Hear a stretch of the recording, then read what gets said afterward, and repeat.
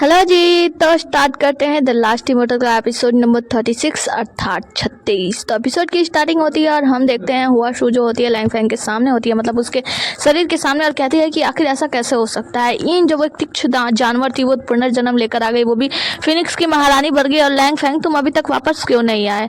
जब ये बातें कर रही होती है लैंग फैंग से, तभी उसके पिताजी वहाँ पे आते हैं और कहते हैं कि लैंग फैंग जो है वो जल्द ही वापस आ जाएगा, बस वो लास्ट कदम पे बचा हुआ है। मतलब तुम्हें शैतानी शक्तियों का वो करना होगा, शैतानिक शक्तियों का उपयोग करना होगा, जिससे लैंग फैंग जल्दी जीवित हो जाएगा। वो कहता है कि और मैंने सुना है कि जो ईन है वो वही जनसंलग्न जानवर है। तो वो कहती है कि हाँ आपने सही सुना, वो जनसंलग्न जानवर ही है। वो कहता है कि ऐसा कैसे हो सकता है, अगर ऐसी बात है तो गुजिंग से और इन से, उन दोनों से बच के रहने की बहुत ज्यादा आवश्यकता है। वो कहता है कि और सुनो, और जहां तक कि लैंग फैंग की बात है ना, लैंग फैंग को जीवित करने के लिए हमें काली शक्तियों का उपयोग करना होगा, मतलब तुम्हें शैतानी शक्तियों का उपयोग करना होगा, उसका वो क्या बोलते हैं प्रयोग करना होगा। पिताजी आप क्या कह रहे हैं। वो कहता है कि हाँ उसे जीवित करने के लिए हमारे पास बस यही एक रास्ता और दूसरा रास्ता वो। तो वो कहते हैं कि अच्छा इसका मतलब ये है कि चंद संलग्न जानवर यानी आयु को जब हम लेकर आए तो आयु की वजह से लैंग फैंग को दोबारा जीवित किया जा सकता है ना। तो उसका पिता हुआ जो होता है वो कहता है कि हाँ तुमने सही समझा, अब हमें उसे लाना होगा और इसके लिए हमें बुरी शक्तियों का साथ लेना होगा। तो जो राजकुमारी हुआ शू होती है वो कहती है कि लेकिन पिताजी अगर आयु की जरूरत है तो मैं तो आयु को सबके सामने से भी उठा लाऊंगी। तो जो हुआ होता है वो कहता है कि नहीं बेटा, क्योंकि तुम्हें पता है फायर फिनिक्स की जो महारानी है और गुजिंग है ये दोनों लोग देव बन चुके हैं, तो इनके सामने से जब हम लोग उसे मतलब आयु को लेने के लिए जाएंगे तो बहुत ही ज्यादा मुसीबत हो जाएगी हमारे लिए, हमारे लोगों के लिए। तो इसीलिए हमें काली शक्तियों का सहारा लेना होगा। अगर काली शक्तियों का हम सहारा लेंगे तो आयु को कैसे हम उठा लेंगे उन लोगों को पता भी नहीं चलेगा। बहुत कुछ वो समझाता है। तो हुआ जो होती है वो पहले तो मानने को तैयार नहीं होती, कहती है कि देखिए पिताजी मतलब गलत शक्तियों का साथ देना ये भी तो गलत है ना। वो कहता है कि हाँ लेकिन सही करने के लिए गलत शक्तियों का साथ देना कहाँ तक गलत है, मतलब इसमें कुछ भी गलत नहीं है। मुझे लगता है कि तुम मेरी बेटी हो, तुम जरूर समझ जाओगी। तो जो वासु होती है उसके बातों में आ जाती है, कहती है कि वैसे जो आयु है उसे तो उठा के लाने के लिए चाहे देवलोक से कोई न क्यों ना हो, मैं उसे लाने के लिए पूरी तरीके से सक्षम हुई, मैं उसे उठा लाऊंगी। पिताजी हुआ जो होते हैं वो कहते हैं कि तुम मेरी बेटी हो, मुझे पता है कि तुम मेरी बात को जरूर समझोगी। और फिर ये वो अपने ठिकाने पे ले जाते हैं जहाँ पे वो काली शक्तियों का उपयोग करते हैं। वहाँ पे हम देखते हैं कि वहाँ पे बहुत सारे मोर कबीले के जितने भी लोग होते हैं ना, मोर लोग होते हैं, उन लोगों को वो मार रहा होता है हुआ, और वो लोग एक एक करके चिल्ला रहे होते हैं कि हुआ तुम्हारी हालत तो बहुत ही ज्यादा बुरी होगी, तुम्हारी बहुत बुरी दुर्गति होगी क्योंकि तुम ऐसा कर रहे हो। हुआ जो होता है वो हुआ शू को लेकर आता है, उसे हुआ शू को समझाता है कि देखो यहीं से हम अपनी शक्तियों को इकट्ठा कर सकते हैं, काली शक्तियों को, और नर्क लोक का दरवाजा खुलेगा, नर्क के देवता आएंगे वगैरह वगैरह सारी चीजें समझाता है। वो समझाता है कि देखो ये इनके अंदर की काली शक्तियां हैं और ये शक्तियां जो है ना वो उपयोग करेंगे, मतलब वो तुम्हारी मदद करेंगी काली शक्तियों का उपयोग करने में। वहाँ पे ये जो व्यक्ति होता है वो बहुत जोर जोर से चिल्लाता है, कहता है कि हुआ और हुआ सो तुम दोनों बाप बेटी मिलकर हम लोगों का हरण कर रहे हो, मतलब हम लोगों को मार रहे हो, काली शक्ति का उपयोग कर रहे हो। तुम लोगों का जो हाल है ना वो बहुत ही ज्यादा बुरा होने वाला है, हम लोगों से भी ज्यादा बदतर होगा। जिसकी वजह से हुआ उसकी भी शक्तियां छीन लेता है, यानी उसकी आदमी शक्ति छीन लेता है। वो सब लेकर हुआ शू के अंदर में प्रवेश करा देता है और अपने शक्तियों का उपयोग करता है, जिससे हुआ शू जो होती है वो बहुत ज्यादा पहले तो उसे वो लग रहा होता है कि ये शक्तियां जो है उसके अंदर प्रवेश नहीं कर पाएंगी, लेकिन फिर उसके पिता उसकी मदद करते हैं। हुआ शू जो होते हैं उन शक्तियों का प्रयोग करने लगती है, यानी यूं कहे कि उन शक्तियों का जो है अपने अंदर आत्मसात करने लगती है और उस शक्तियों को अपने अंदर में ग्रहण करने लगती है, उन बुरी शक्तियों को। हुआ ये सब देखकर बहुत ज्यादा खुश होता है, कहता है कि वाह मेरी बेटी जरूर कमाल कर देगी। सीन कट होता है और हम देखते हैं दूसरे सीन में होंगी को। होंगी जो होता है बहुत सारी तैयारी करता है, उसका नौकर आकर बताता है कि जो महारानी यांगशुआंग है वो यहाँ से आने से मना कर दी। वो कहते हैं कि क्या कह रहे हो तुम, मैंने बताया था ना कि रानी यांगशुआंग से यानी ईगल की रानी को ये बोलो कि मतलब मैंने उनके लिए पार्टी रखी है। और तो वो कहता है कि हाँ मैंने बताया कि आपके लिए यहाँ पे पार्टी है यांगशुआंग महारानी के लिए, लेकिन राजा ने मना कर दिया, मतलब ईगल के जो राजा हैं यांगशुआंग उन्होंने मना कर दिया। उन्होंने कहा कि वो आपके साथ पार्टी वार्टी करने नहीं आ सकते। तभी कोई दूसरा सैनिक आता कहता है कि महाराज जल्दी चलिए कि बहुत ज्यादा बेहद लड़ाई हो चुकी है। तो वो कहते हैं किसमें हुई है लड़ाई। तो वो बताते हैं कि ईगल वर्ड के लोग जो हैं, कुछ लोग हैं और कुछ हमारे वर्ड के लोग हैं, मतलब हमारे क्या बोलते हैं लोमड़ी वंश के लोग। तो वो दौड़ता हुआ जाता है तो वहाँ पे देखता है कुछ सैनिक आपस में लड़ रहे हैं। एक सैनिक से पूछता है कि आखिर क्या हुआ। तो वो कहते हैं कि हमारे सैनिक कुछ आपस में बात कर रहे थे और ईगल वर्ड के सैनिक उन्हें ये सब चीज सुन लिया। तो वो कहते हैं क्या बात हो रही थी। तो वो लोग बताते हैं कि दरअसल बात यह है कि हमारे लोग बात कर रहे थे कि ईगल वर्ड की जो रानी है, मतलब राजा है, वो आपके पीछे पड़े हुए थे, मतलब हमारे राजा से प्यार कर रहे थे, एक तरफा प्यार था और हमारे राजा ने उन्हें घास भी नहीं डाली और वो राजा बन चुके हैं वगैरह वगैरह। ये बात जो ईगल वर्ड के सैनिक है उन लोगों को बुरा लग गया और दोनों के बीच में लड़ाई हो गई। कुछ कहता है इससे पहले ही हम देखते हैं कि जो ये लोग होते हैं ना, मतलब ईगल वंश के लोग, ये लोग यहाँ पे आ जाते हैं, मतलब यांगशुआंग आ जाती है, मतलब ईगल के राजा। तो यहाँ पे आती है और होंगी से कहती है, पहले तो बीच में एक रास्ता खड़ी कर देती है। वो कहता है यांगशुआंग, वो कहते हैं कि चुप करो, तुम यहाँ के राजा और मैं अपने ईगल वर्ड की रानी हूँ, मतलब राजा हूँ। तो सबसे पहले मैं तुमसे ये चीज क्लियर करने आई हूँ कि अपने सैनिकों से बोलो कि वो लोग हमारे सैनिकों से माफी मांगे उन अभद्र व्यवहार के लिए, जो व्यवहार उन लोगों ने किया, मतलब जो बातें उन लोगों ने फैलाई मेरे बारे में, मतलब उनके राजा के बारे में, वो बातों के लिए वो लोग सॉरी बोले। तो ये जो होंगी होता है वो तुरंत अपने सैनिकों को आदेश देता है कि चलो जल्दी से सभी लोग सॉरी बोलो कि ऐसी कोई बात नहीं है। तो वहाँ पे जितने भी सैनिक वानिक होते हैं वो सभी लोग यांगशुआंग मतलब रानी से और ईगल बर्ड के लोगों से माफी मांगते हैं कि हमें हमारे अभद्र व्यवहार के लिए क्षमा कर दीजिए। तो यांगशुआंग कहती है कि ठीक है, मैं तुम लोगों के अभद्र व्यवहार के लिए तुम लोग को क्षमा करती हूँ, लेकिन आगे से ध्यान रहे कभी भी ऐसी अफवाहें नहीं होनी चाहिए, मतलब ऐसी बातें फिर से हुई तो तुम लोगों के लिए अच्छा नहीं होगा। अभी जो होंगी होता है ना वो तो बस शांत से देख रहा होता है कि ये पहले कितनी ज्यादा अच्छी हुआ करती थी, मेरे साथ पोलाइट हुआ करती थी, लेकिन अपनी अभी कैसी हो गई है। अब जो यांगशुआंग होती है वो अपने सैनिकों से कहती है कि अब आप लोगों को माफी, इन लोगों ने माफी मांग ली है तो आप लोगों को भी माफ कर देना चाहिए और अब हमें लगता है ये लड़ाई यहीं पर समाप्त करनी चाहिए, हम लोगों को यहाँ से चलना चाहिए। अब जैसे ही ये लोग यहाँ से जाने लगते हैं तो होंगी जो होता है वो यांगशुआंग कहता है कि रुको यांगशुआंग। होंगी कहता है कि सुनो तो यांगशुआंग, मुझे तुमसे कुछ जरूरी बात करनी है। वो कहती है कि माफ करना, अभी मैं मतलब यांगशुआंग नहीं बल्कि ईगल किंग हूँ। और हाँ, मैं तुमसे एक बात बता दूँ होंगी कि हाँ माना हम लोग पहले दोस्त थे, लेकिन वो उस वक्त हमारा बचपना था और अब हम बड़े हो चुके हैं, हमारे ऊपर बहुत सारी जिम्मेदारियां हैं। जैसे मैं ईगल बर्ड की रानी हूँ, वैसे ही तुम अपने वर्ड के राजा हो और तुम्हें अपनी जिम्मेदारियां निभानी चाहिए और मुझे अपनी जिम्मेदारियां निभानी चाहिए। हाँ, हम दोस्त रहे थे, काफी लंबे समय तक दोस्त रहे थे, लेकिन अब हमारी दोस्ती काफी वक्त तक नहीं चल सकती। और देखो बहुत सारे लोग हैं ऐसे, जैसे आज बातें बनाई गई हैं वैसे आगे भी बहुत सारी बातें बनाई जाएंगी, तो क्यों ना हम इन बातों को यहीं पे छोड़ दें, तोड़ दें, ताकि लोग ऐसी बातें बना ही ना पाए। तो हमें ही सावधानी बरतनी चाहिए ना, क्योंकि हम राजा हैं तो हमें बहुत देखभाल के, बहुत देख सुन के चलना चाहिए। और हाँ होंगी, बहुत पुराना वो समय था जब मैं बहुत छोटी थी, मैं तुम्हारे पीछे पीछे रहती थी, तुमसे दोस्ती निभाना चाहती थी, लेकिन अब वो दोस्ती ज्यादा समय तक नहीं चल सकती। और हमें तो क्योंकि तुम मेरे पुराने दोस्त हो तो मैं तुम्हें कुछ बताना चाहती हूँ। दरअसल मैं और लियांग से जल्दी सगाई करने वाले हैं और हमारी सगाई की कार्ड भी छप चुकी है, ये रहा हमारा सगाई का कार्ड। तो तुम हमारी सगाई में जरूर आना और तुम्हारा निमंत्रण, मतलब तुम मेरा निमंत्रण स्वीकार करोगे, अगर तुम्हारे पास टाइम हो तो तुम जरूर आना दावत में। वो कहता है कि लियांगसी के साथ तुम्हारी सगाई?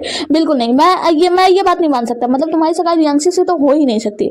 यांगशुआंग कहते क्यों? भला वो बहुत ही भला व्यक्ति है, वो मेरे बारे में इतनी चिंता करता है, मेरे लिए उसने फूल के पौधे लगाए, मेरे लिए उसने खाना बनाया, इतना कुछ मेरे लिए वो करता है, तो क्या मैं उससे सगाई नहीं कर सकती? क्यों ना करूं भला, वो तो इतना अच्छा व्यक्ति है कि उसके साथ पूरा जीवन बिताया जा सकता है। हांगी कहता है कि वो कितना भी अच्छा हो, लेकिन अभी कुछ समय पहले ही तो तुम मुझसे मिली हो, तुम्हें क्या पता कि वो कैसा व्यक्ति है कैसा नहीं है, क्या पता वो तुम्हें ऐसा जीवन भर साथ दे सके या नहीं दे सके।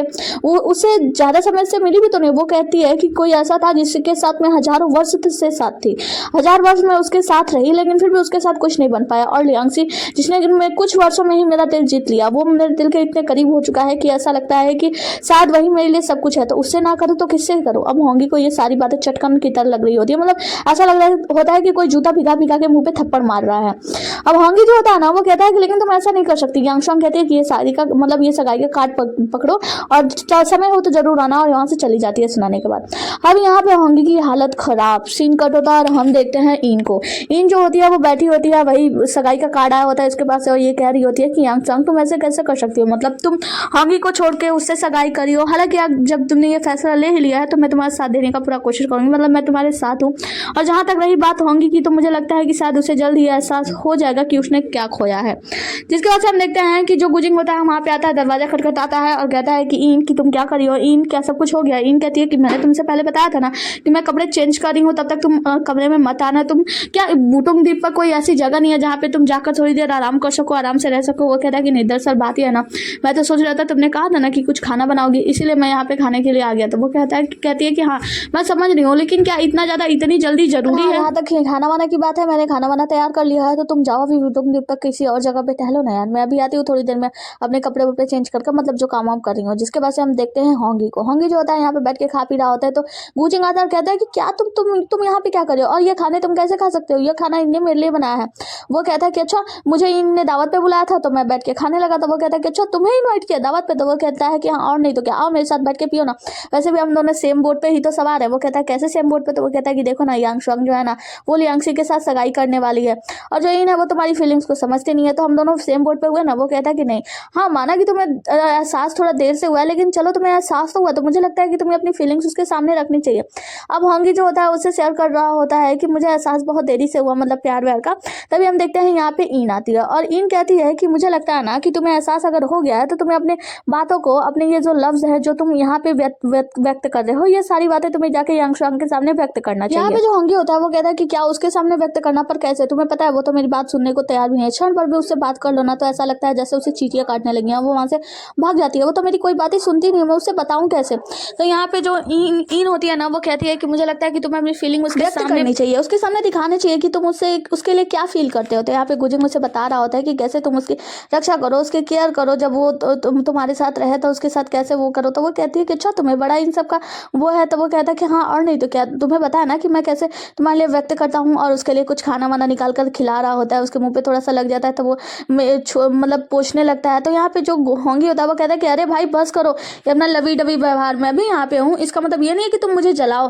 गुजिंग कहता है मैं तुम्हें जला नहीं रहा हूँ, मैं तो बस तुम्हें प्रैक्टिस करके दिखा रहा हूँ। वो कहता है कि अच्छा ठीक है मैं यहाँ से चलता हूँ, तुम लोग अपना लवी डबी व्यवहार करो, मुझे नहीं लगता कि मैं तुम्हारे साथ यहाँ पे रहूँगा। तुम लोग तो मतलब बताने के अलावा और भी ज़्यादा तुम लोग मुझे जला रहे हो। वहाँ से उठ के जाने लगता है। तो गुजिंग कहता है कि मुझे लगता है कि मुझे उसके साथ जाना चाहिए, इन तुम खाना खा लो, मैं जाता हूँ, उसे समझाने की कोशिश करता हूँ और वहाँ से चला जाता है। आगे हम देखते हैं आयु जो होती है ना वो इन से मिलती है और कहती है कि दरअसल बात ये है ना इन मतलब दीदी, मैं भी अपने जीवन में बहुत कुछ हासिल करना चाहती हूँ, बिल्कुल वैसे जैसे किंगी ने हासिल किया। तो मैं चाहती हूँ कि मैं जाऊँ मानव लोक में और वहाँ पे जो भी कष्ट और दुख सहने हैं वो सब सहूँ और बहुत कुछ सीखना चाहती हूँ। तो इन कहती है कि ठीक है अगर तुम ऐसा चाहती हो तो मैं तुम्हें बिल्कुल जाने दूंगी, लेकिन तुम याद रखना कि तुम्हें अपना ध्यान भी रखना है। जिसके बाद से हम देखते हैं हुआशु जो होती है वो लैंगफैंग को जीवित करने का प्रयास कर रही होती है पर उससे होता नहीं है। तो उसके पिता आते हैं और कहते हैं कि मतलब लैंगफैंग को ऐसे जीवित नहीं किया जा सकता, उसके लिए एक मात्र रास्ता है जो वो मतलब जनसंलग्न जानवर है, उसे तुम्हें लाना होगा। तो वो कहते हैं कि लेकिन उसे लाना तो मुश्किल है क्योंकि आपको पता है कि गुजिंग और इन दोनों लोग देवता हैं और वो लोग मिलकर उसकी आयु की रक्षा कर रहे हैं, तो हम ऐसा कैसे कर सकते हैं। तो वो कहता है कि मेरे पास एक रास्ता है और उसे एक लेटर दिखाता है,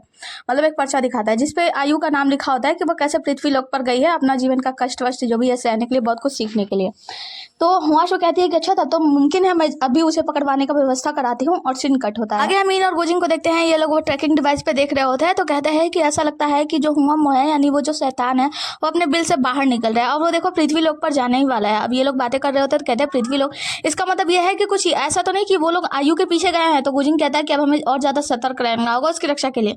इन कहते हैं कि रुको लेकिन हम मतलब पूरी मतलब ऐसे जाकर उसकी रक्षा नहीं कर सकते, हमें छुप कर जाना होगा। तो वो लोग कहते हैं हाँ। और फ्यूचिंग तलवार जो होता है उससे पूछते हैं क्या कि ऐसा कैसा हो सकता है, मतलब वो जो शैतान है अपने बिल से बाहर निकला है। तो वो बताता है कि हाँ शैतान जो है अपने बिल से बाहर निकला है, लेकिन देखिए रेखी पूरी तरीके से क्लियर नहीं है। इसका मतलब ये है कि शैतान का बहुत थोड़ा सा कोई ऐसी शक्ति वाला शैतान निकला है जिसके पास बहुत ज्यादा शक्तियां नहीं है, मतलब ये शायद हुआमू नहीं है।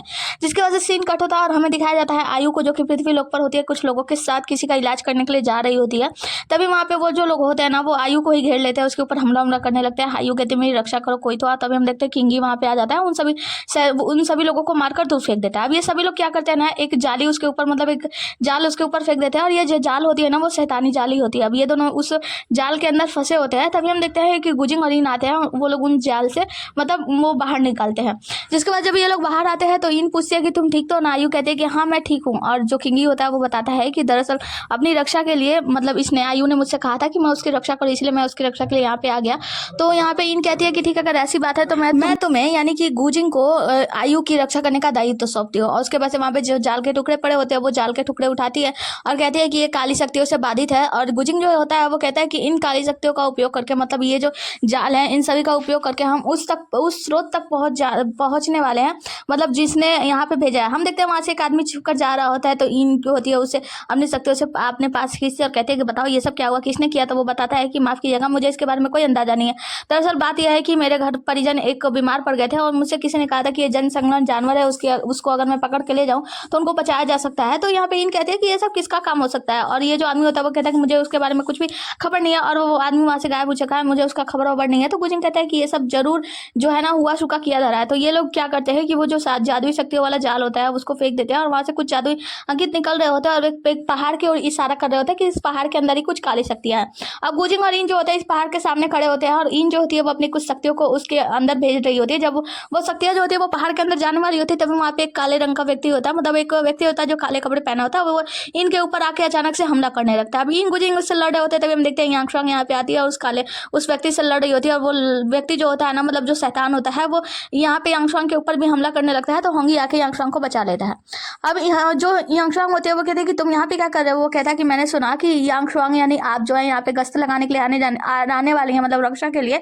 तो मैंने आपका पीछा किया और मैंने ये देखा और मैंने इसे आपकी रक्षा कर लिया। अब ये लोग आपस में बात करते हैं। पता चलता है कि ये जो बड़ा सा पहाड़ है ना, इस पहाड़ के अंदर से वो रास्ता जो नर्कलोक का दरवाजा है वो खुल रहा है। अब ये लोग देखते हैं कि एक व्यक्ति जो उसी नर्कलोक के दरवाजे की तरफ से कुछ जा रहा होता है, तो गुजिंग और ये लोग जो होते हैं ना, मतलब होंगी होता है, उसे खींचकर यहाँ पे पटक मारता है। वो कहता है कि तुम क्या कर रहे हो, हमें अंदर जाने दो। तो वो लोग जो होते हैं उस व्यक्ति को मार देते हैं। अब यहाँ पे जो हुआशु होती है वो कहती है कि हमें इस नर्कलोक के दरवाजे को तुरंत ही बंद करना चाहिए। मैं कोशिश करती हूँ, मैं इस नर्कलोक के दरवाजे को बंद कर देती हूँ। तो यांगशोंग को मना किया जाता है। होंगी कहता है कि मैं करता हूँ और इन कहती है मैं करती हूँ। तो उसके बाद से जो गुजिंग होता है वो कहता है कि तुम लोग रुको, मैं ही इस नर्कलोक के दरवाजे को बंद करता हूँ जो ये खुलने वाला है। इन कहते हैं कि तुम कैसे करोगे, तुम्हें पता है ना तुम्हारी शक्ति है। तो वो कहता है कि हाँ मेरे पास बहुत सारी शक्तियां, मैं अपनी शक्तियों का उपयोग करके करूंगा। इन कहते हैं कि कौन सी शक्तियां, तुम्हें पता है तुम पहले से इस स्वर्गलोक से इतनी सारी यातनाएं झेल रहे हो, मतलब तुम्हें हर रोज कोड़े पड़ते हैं और अब तुम ये सब करने वाले हो। वो कहता है कि तुम चिंता मत करो, मैं ठीक कर दूंगा। और वो जाके उस दरवाजे को बंद कर देता है। जैसे ही वो दरवाजे को बंद कर देता है, अंदर में हम देखते हैं जियुयान जो होता है ना, वो मिंग मतलब जो शैतान होता है उससे कहता है कि देखा तुमने, ये जो दरवाजा खुल रहा था वो अचानक से बंद हो गया। मिंग कहता है कि तुम्हें ये दिखाई दे रहा है कि ये दरवाजा बंद हो गया, लेकिन तुम्हें ये नहीं दिखाई दे रहा है इससे बड़ा दरवाजा जो है वो जल्दी खुलने वाला है, तुम्हें शायद इसका अंदाजा नहीं है। जियुयान यहाँ पे चिंतित हो जाता है। अगले सीन में हम देखते हैं गुजिंग, इन और यांगशॉन और होंगी को। अब ये लोग जो होते हैं आपस में बात कर रहे होते हैं। यांगशॉन कहती है कि मुझे समझ आ गया है कि ये सब स्वर्गलोक से हो रहा है और हुआसु और उसके पिता हुआमो है, तो इसके पीछे तो मैं जाती हूँ, मैं एक काम करती हूँ, इनको लेती हूँ, मतलब आयु को लेती हूँ और किंगी के साथ वहाँ पे स्वर्गलोक में जाती हूँ और उन लोगों को मजा चगाती हूँ। जिसके बाद होंगी कहता है रुको मैं भी तुम्हारे साथ चलती हूँ। तो यांगशॉन कहते हैं कोई जरूरत नहीं है, मैं अकेले कर लूंगी, छोटा मोटा काम है। और वो वहां से निकल जाती है, तुरंत उड़ जाती है। अब होंगी उसके पीछा करने जाता है तो इन कहती है कि देखो तुम उसका पीछा नहीं कर सकते, मत करो तो सही है, क्योंकि वो बहुत तेज उड़ती है और तुम उसके पीछे नहीं जा सकते। होंगी कहता है कोई फर्क नहीं पड़ता वो कितनी तेज उड़े या क्या करे, अब तो मैं उसके पीछे मतलब पढ़ना ही चाहता हूँ। और वो वहां से गायब हो जाता है। जिसके बाद से यांगशॉन्ग जो होती है, मतलब इंग जो होती है, वो थोड़ा सा मुस्कुराती है और गुजिंग उसे देखकर मुस्कुराता है कि देखो अब कैसे होंगी उसके पीछे पड़ने वाला है। आगे हम देखते हैं हुआमो को। हुआमो जो आता है वो हुआशु से कहता है कि बेटी अब हमें जल्दी मोर कबीले में चलना होगा। वो कहते हैं कि लेकिन पिताजी हम तो यहाँ पे स्वर्गलोक में रह रहे हैं, तो हम यहाँ पे क्यों जाए, क्या यहाँ से क्यों जाए, क्या आपने जो आयु है उसे पकड़ने के लिए लोगों को नहीं भेजा, वो पकड़ा ही नहीं, और क्या हम लोग पकड़े गए। तो वो बताता है हुआमो जो होता है वो हम लोग पकड़े गए हैं और आयु जो है वो पकड़ में नहीं आई है। और तुम्हें पता है वो दरवाजे का पता चल गया जहाँ से शैतान लोग का दरवाजा खुल रहा था, उस दरवाजे को भी भगवान गुजिंग के द्वारा बंद कर दिया गया था। अब हमें जल्दी से यहाँ से निकलना होगा। वो लोग जो कुछ लोग जो हैं वो स्वर्गलोक की ओर आ रहे हैं हमें पकड़ने के लिए। अगर ऐसा हम नहीं करेंगे, यहाँ से नहीं भागेंगे, तो हमें सामने रहकर उन लोगों के लड़ाई का सामना करना पड़ेगा, मतलब हम लोगों को सामने आना होगा। हुआशु कहती है कि अब चाहे कुछ भी क्यों ना हो जाए, मैं लैंगफेंग को जीवित जरूर करके रहूंगी। और जो हुआमो होता है ना, वो अपने शक्तियों का उपयोग करता है और लैंगफेंग के शरीर को तेजी से गलाने लगता है, यानी यूं कहे कि उसके शरीर को गायब करने लगता है। हुआशु कहती है कि पिताजी ऐसा कैसे हो सकता है, आपने कहा था ना कि एक कदम दूर है हम बस लैंगफेंग को जीवित करने के लिए, ये कैसे हो रहा है। तो वो कहता है कि इसे जीवित करने के लिए एकमात्र चीज की आवश्यकता है, वो आयु के अलावा कोई भी अभी से जीवित नहीं कर सकता। वो कहते हैं कि अगर अब सामने से क्यों ना हो, मतलब किसी से भी क्यों ना भिड़ना हो, चाहे भगवान भी क्यों ना आ जाए, लेकिन मैं उनसे भिड़ जाऊंगी और मैं लैंगफेंग को जीवित जरूर करूंगी। आगे का सीन में हम देखते हैं कि यांगशुआंग, किंगी और आयु ये तीनों लोग स्वर्गलोक की तरफ आ रहे होते हैं। तभी हम देखते हैं हुआशु जो होती है अपनी शक्तियों से इन तीनों के ऊपर हमला करने लगती है। मतलब देखा जाए तो उसे तो सिर्फ आयु से मतलब है, बाकी सब लोग तो बस ऐसे ही बीच में आ रहे हैं। ये लोग तो आयु को बचाने की कोशिश कर रहे हैं। अब ये जो होती है ना, आयु को उठा लेती है, पकड़ लेती है, कैद कर लेती है, लेकिन यांगशोंग जो होती है आयु को बचाती है और अपने पीछे कर लेती है। जिसके बाद से जो हुआशु होती है वो कहती है कि छोड़ दो आयु को बस। तो यहाँ पे यांगशोंग कहते हैं कि तुम शैतानी शक्तियों में पड़ गई हो, तुम आखिर करना क्या चाहती हो। वो कहती है कि मुझे तुमसे कोई लेना देना नहीं, मुझे बस आयु चाहिए, आयु को मुझे दे दो।